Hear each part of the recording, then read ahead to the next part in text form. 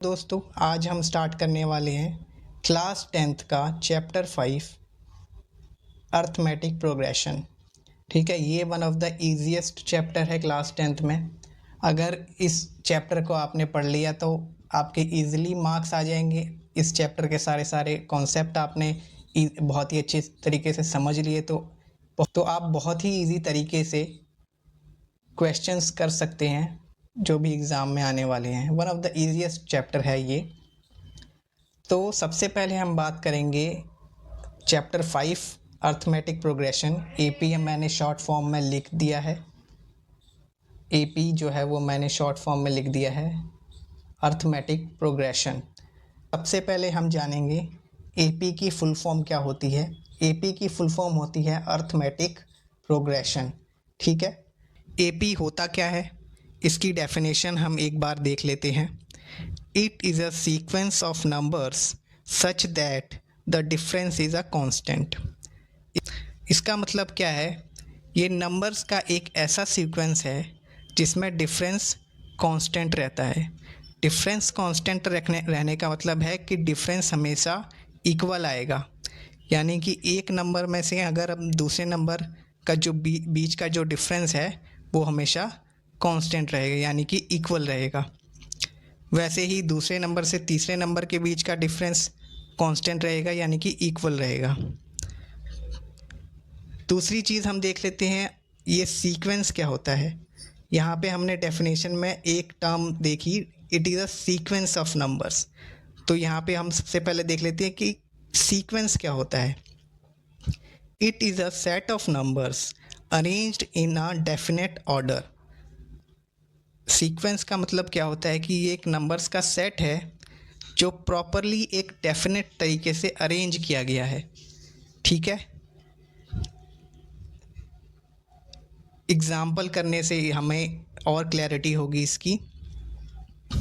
Examples देख लीजिए, 1 2 3 4 5 and so on continue to 100, यानी कि ये 100 तक चल रहा है ये जो सीक्वेंस ऑफ नंबर्स है। तो अब देखिए सबसे पहले यहाँ पे देखिए 1 और 2 के बीच में क्या डिफरेंस है। 1 का डिफरेंस है। ठीक है, 1 और 2 के बीच का डिफरेंस क्या है, 1 का। 2 और 3 के बीच का डिफरेंस क्या है, अगेन 1 का। 3 और 4 के बीच का डिफरेंस क्या है, 1 का। इसी तरह 4 और 5 के बीच का डिफरेंस क्या है, 1 का। तो ये चलता रहेगा, जो सीक्वेंस है ये 100 तक चलता रह रहा है। तो ये हो गई हमारी एपी। क्यों हो गई है हमारी एपी, क्योंकि यहाँ पे हमारा डिफरेंस जो है वो हमेशा इक्वल आया है, हमेशा कांस्टेंट आया है। तो इसलिए ये हमारी हो गई एपी। इसी तरह से दूसरा एग्जांपल देख लीजिए, 100 70 40 10 -20। ये कॉन्टीन्यूसली चल रहा है। ठीक है, ये डॉट डॉट डॉट का मतलब होता है ये सीक्वेंस जो है वो चलता रह रहा है।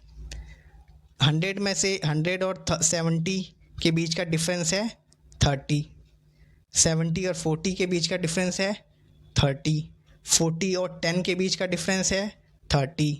10 और -20 के बीच का डिफरेंस वो भी 30 होगा। क्यों होगा वो 30, यहाँ पे देख लीजिए। ये क्लियर हो जाएगा एक बार अगर किसी को दिक्कत हो रही है तो। 10 और -20 के बीच का डिफरेंस 30 कैसे आया,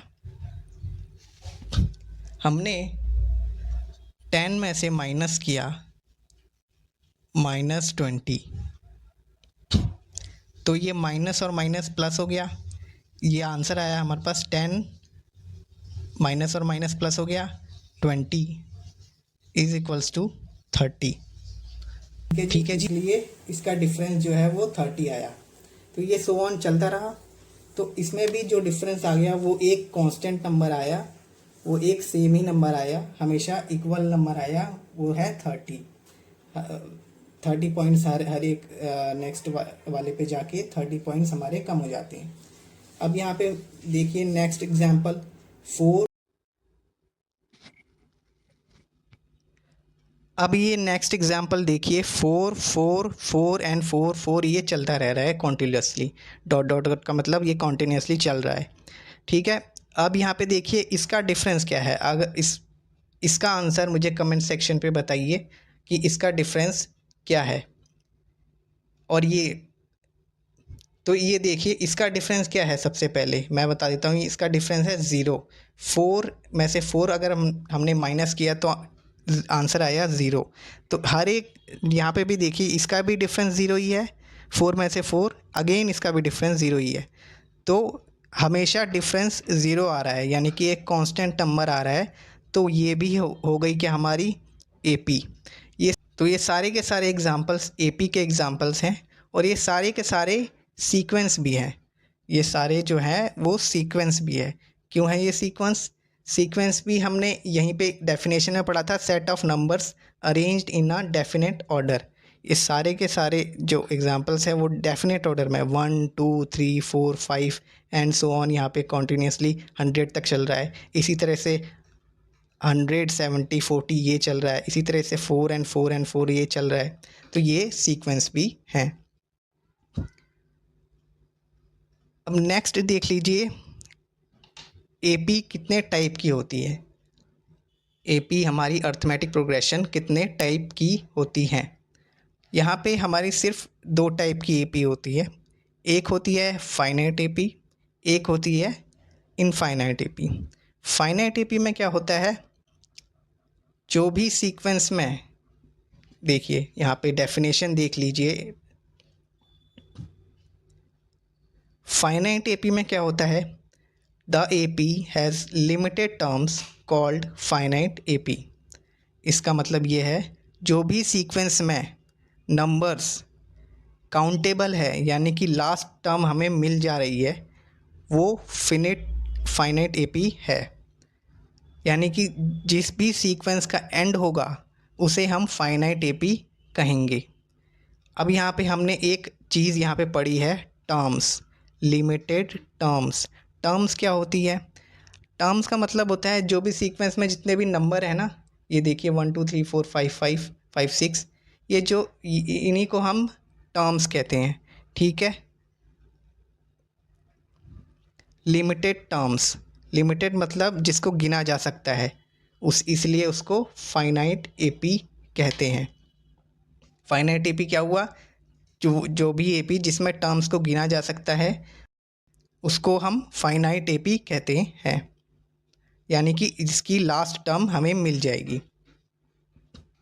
इनफाइनाइट एपी देख लीजिए यहाँ पे, the AP has unlimited terms called infinite AP. Infinite AP का मतलब जिसमें हमें लास्ट टर्म नहीं मिलेगी।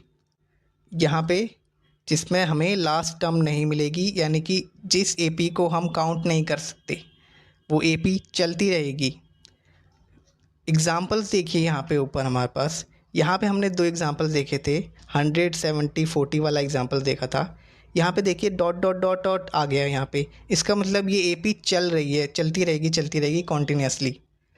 तो ये ख़त्म नहीं हुई है एपी, इसका कोई भी एंड नहीं है। तो यहाँ पे इसको इनफाइनाइट एपी कहेंगे।